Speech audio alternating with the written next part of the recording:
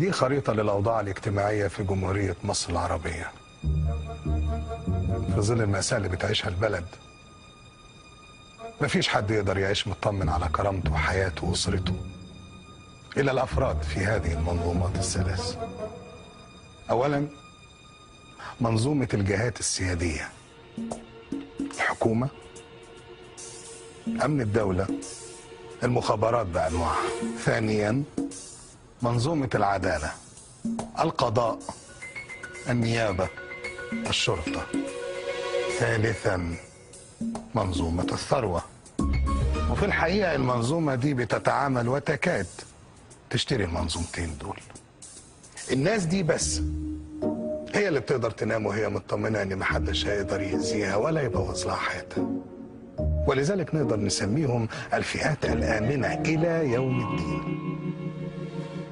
أما اللي زينا حيا الله، علماء، دكاترة، مدرسين، فإحنا مرشحين في أي لحظة ناخد بالجزمة. لا قيمة لنا في هذا الوطن اللي أصبح وطنهم هم، وإحنا بقينا لاجئين عندهم. وبناء على ذلك إحنا ما عندناش غير حل من اتنين. الحل الأول هو إننا نطفش من البلد دي بأقصى سرعة.